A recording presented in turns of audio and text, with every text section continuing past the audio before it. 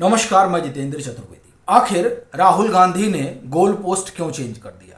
ऐसा कौन सा रहस्य अमित शाह सदन में खोलने जा रहे थे जिससे कांग्रेस घबरा गई और उसको लगा कि अगर अमित शाह सदन में बोलेंगे तो ये कांग्रेस के सियासी गुड़ा भाग के लिए बड़ा गड़बड़ हो जाएगा।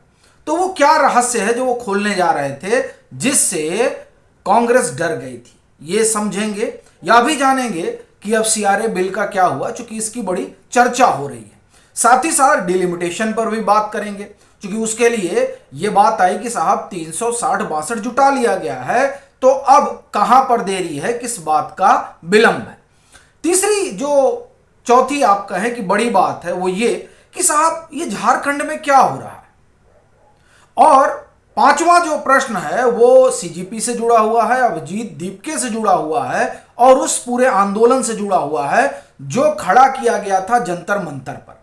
और यह प्रश्न दोबारा इसलिए खड़ा कर रहा हूं क्योंकि दीपके को लेकर कई सारी सूचना आई है, सौरभ दास को लेकर कई सारी सूचना आई है, जो सूचना परेशान कर देने वाली है। और ये जो सूचना है ये बड़ी सनसनीखेज है। ये हिंदुस्तान की एकता, अखंडता और संप्रभुता से जुड़ी हुई है। और इसमें एक बात और भी जोड़ना बड़ा महत्वपूर्ण हो जाता है कि क्या बाहर बैठी ताकतों के इशारे पर संसद के घेराव की तैयारी थी या फिर संसद के भीतर घुसकर कुछ और करने की योजना थी। ये जो सवाल है यहीं से बातचीत का सिलसिला शुरू करूंगा क्योंकि ये बड़ा महत्वपूर्ण बिंदु है। जंतर मंतर को लेकर बड़ी चर्चा हुई और ये वो दौर था जब पूरी तरीके से हिंदुस्तान में एक ज्वार खड़ा कर देने की कवायद चल रही थी। उस कवायद के पीछे की जो कहानी है उसके तार जो है वो बाहर से जुड़े हुए हैं। क्योंकि ये जो सीजेपी नाम आया, काकरोच जनता पार्टी, यह अभिजीत दीपके ने नहीं दिया है। वो जहां पढ़ने का दावा कर रहे हैं विदेश में, दरअसल वहां ये काकरोच जनता पार्टी का क्वाइन उछाला गया और ये सलाह दी गई कि इस पर आइए और इसके जरिए वहां की चुनी हुई सरकार को अस्थिर करिए।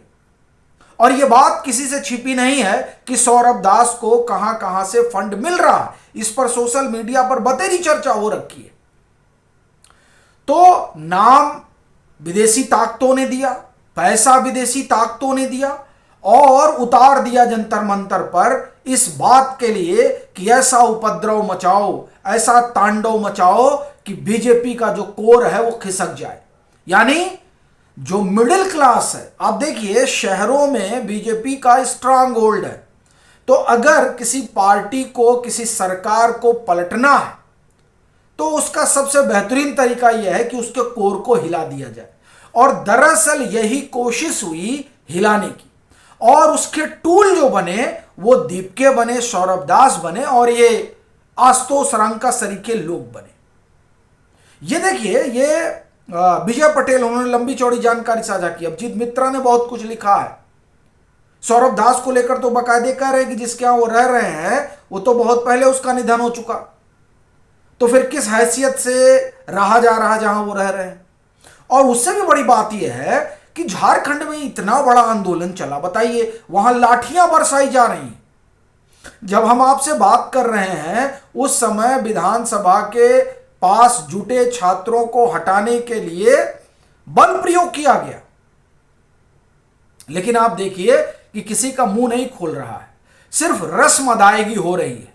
और जो लोग वहां पहुंचे हैं आप देखिए वो भी रस्म अदायगी करने ही पहुंचे हैं, क्योंकि जंतर मंतर पर वो बड़ी प्रमुखता से सामने आ रहे थे। लेकिन उसी तरह की प्रमुखता, उसी तरह का जज्बा कम से कम झारखंड में नहीं दिखाई दे रहा है। क्या कारण है? और खासतौर से ये सीजेपी वाले, इनको तो टाइफाइड हो गया था, इनका टाइफाइड अभी तक ठीक ही नहीं हुआ।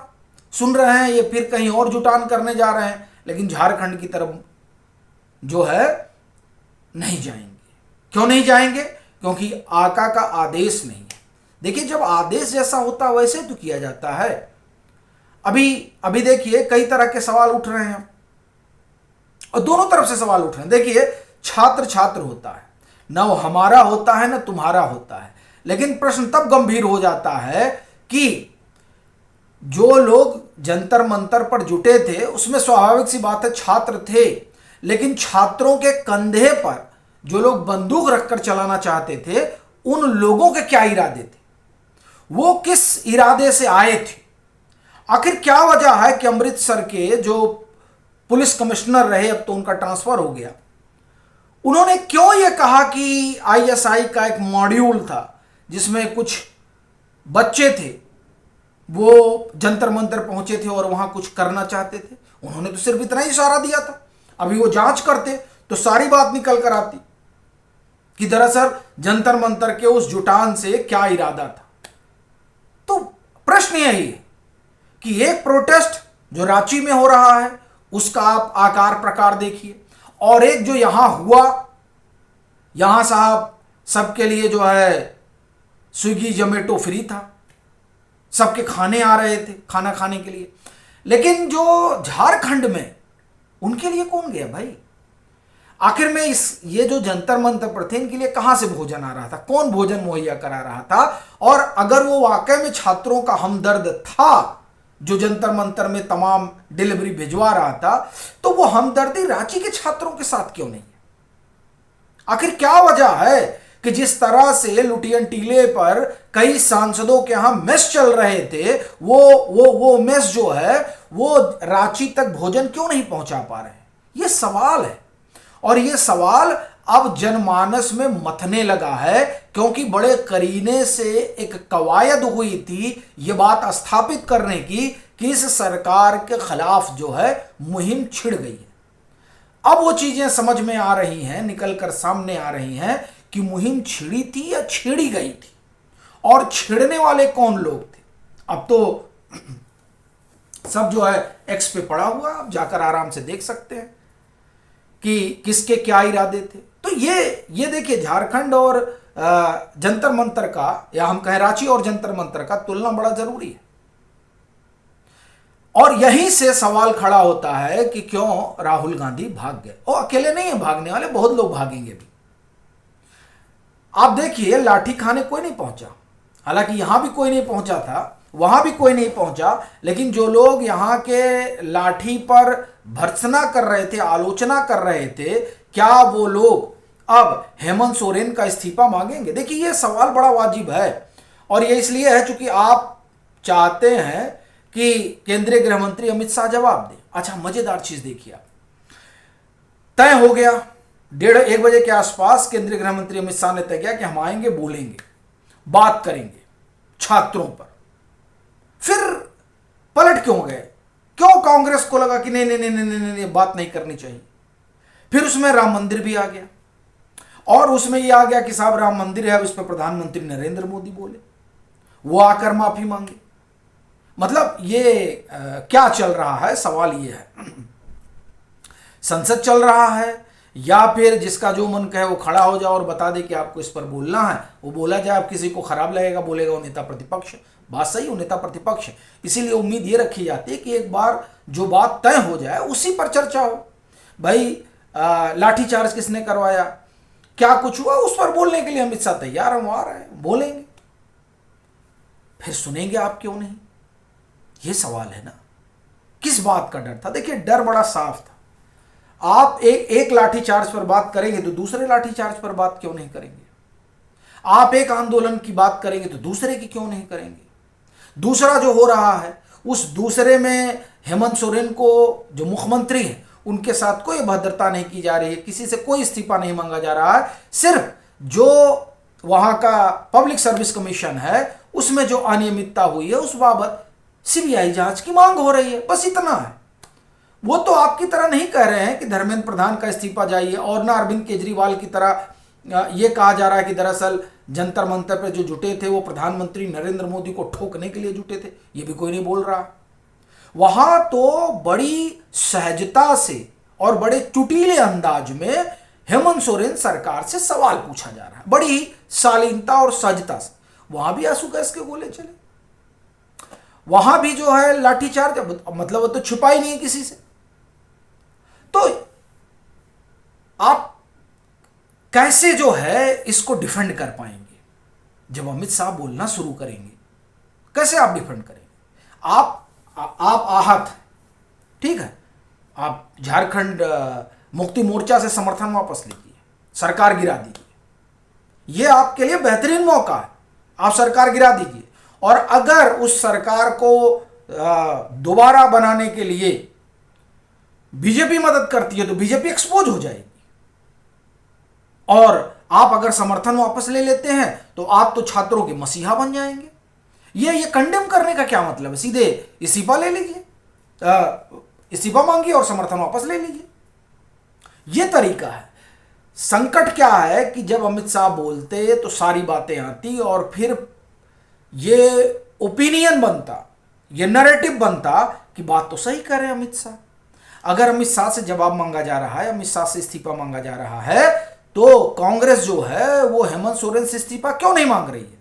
हेमंत सोरेन सरकार से समर्थन क्यों नहीं वापस ले रही है अगर वाकई में वो छात्रों के हित की पैरोकार है?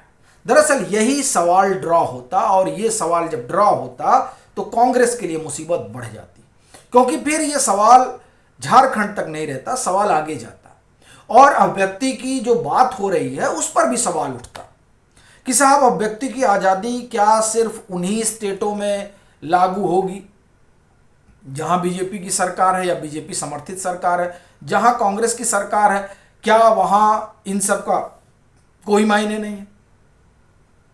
ये तमाम तरह के जो सवाल हैं ये उठते और ये सवाल जाहिर तौर पर परेशान करते।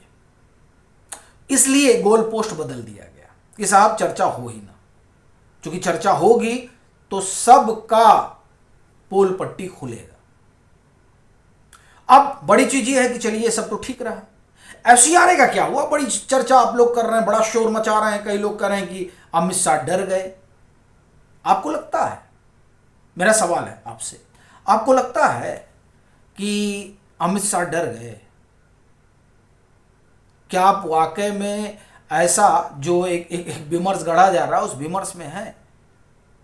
देखिए भूल मत करिए, दरअसल एफसीआरए को लेकर जो योजना है वो योजना डीलिमिटेशन वाला जो मसला है वो ज़्यादा महत्वपूर्ण है। एफसीआरए होगा, लेकिन संकट क्या है कि अगर आप एफसीआरए अभी ले आ रहे हैं तो उससे डीलिमिटेशन वाला मसला बाधित हो जाएगा। तो अभी सरकार की प्रायोरिटी में परसिमन है। एफसीआरए को बाद में भी लाया जा सकता है, लेकिन डीलिमिटेशन जो है, डीलिमिटेशन की जो तैयारी है वो मुकम्मल है। वो सारी सांसद वांसद सब जुट गए हैं, उसको कभी भी लाकर रखा जा सकता है। लेकिन अब वो सब अटक कहाँ रहा है? सदन नहीं चल रहा है, सदन चलने नहीं दिया जा रहा है। भाई सदन चलने ही नहीं दीजिएगा तो कहां से डिलिमिटेशन आएगा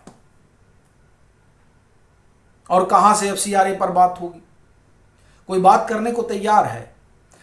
सबसे बड़ी चीज यह है कि सरकार ये चाह रही कि आम सहमति बने, तब जो है उसको आगे बढ़ाया जाए। लेकिन आम सहमति बनने के लिए सदन चलना जरूरी है, और सदन न चले इसकी पूरी कवायद की जा रही है। बाकी आप लोगों की क्या राय है जरूर साझा करिए।